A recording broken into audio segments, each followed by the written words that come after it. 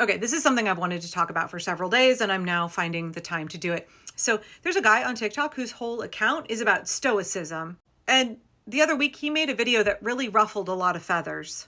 You think you're the first person to live in political dysfunction? You think you're the first person to live in a time when it feels like the world is falling apart? You think you're the first person to live in a time when people are shitty to each other, when there's demagogues in power, when it feels like stuff is falling apart? No, you weren't.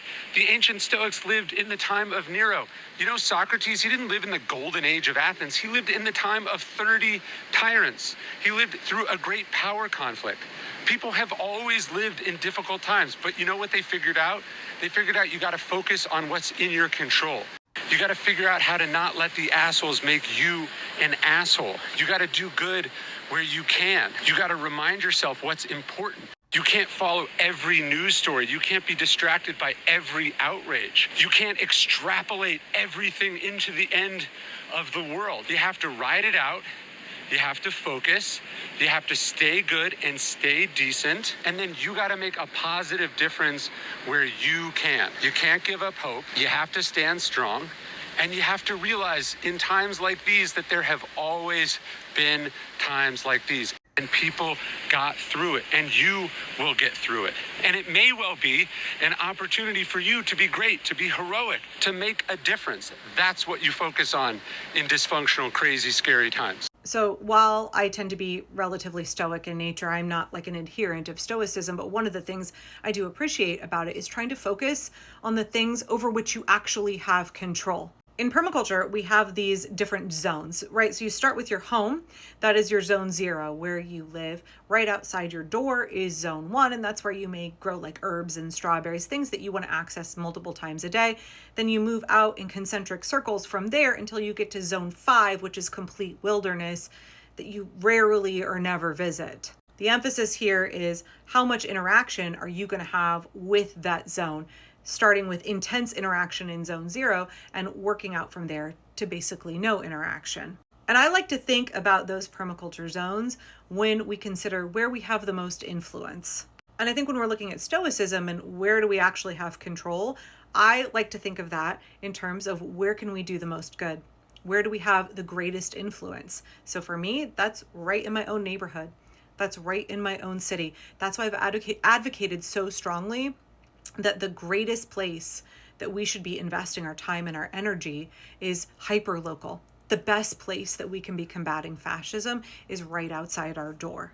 We need to be involved in local politics, local mutual aid, making sure that we are taking care of those things that are happening as close to us as possible, because that's where we really have the ability to be the most effective. Now, it doesn't mean we should neglect those other zones, right? If my beehives are out in my zone 3, zone 4, I'm not going there as often, but I still am going out there and interacting. I'm still having a relationship with that part of my garden and the plants and the wildlife and the livestock that are there. But my influence out there is actually less, and I tend to view that the same way with national politics. Yep, I'm calling my elected representatives, but really, like Maxine Dexter, my congresswoman, she's sort of like a zone 4 farther out there, but really she represents me right here in Oregon. So she's, for me, the way I conceptualize of it, she is that local sphere of influence, right? She is local to me. She is representing the people that live where I live. But also I want to be involved with city council politics. Also, I want to be involved with those NGOs, those organizations that are helping people right here in Portland. What businesses and neighborhood groups and mutual aid and various other grassroots groups can I connect with that are right here where I am? That's where I can do the most good. It's also where I can feel the most empowered and draw the most hope, right? There is a significant element of that. Like, you can't be constantly focusing on all the terrible things that are happening so far away from you where you feel that you can't do anything about it, because it just makes you feel, it's demoralizing, right? To feel like these are really bad things that are happening and I can't fix it all on my own. It's not up to you to fix anything on your own. It's up to you to partner with other people and do what you can do. Take care of what is within your capacity, where you actually have influence and control and can do the most good. And I don't know, for me, I appreciated this guy's video, even though he got tons of flack, because folks in the comments were right. There are people who are not going to make it through this. There are people who are dying every single day because of what Donald Trump and the fascists are doing, not just in this country. I know I talk about it like every day, but I can't stop thinking about it. I'm up in the middle of the night thinking about it. Ending USAID has already killed almost 350,000 people around the world, and most of those are little children in poverty.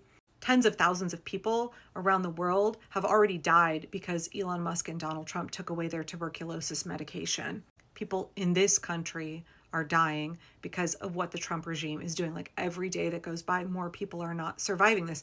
So when Stoics say, like, we're going to get through this, we're going to survive this, I know they're not trying to be glib. They are talking about us as a species or us as a society, while individual people are being incredibly harmed. And there are going to be people who are not going to make it through this. So I understand the criticism of that argument, but also his mindset is not wrong. If we are going to make it through this, we have to have the conviction and the belief. We have to make hope a discipline, not a feeling.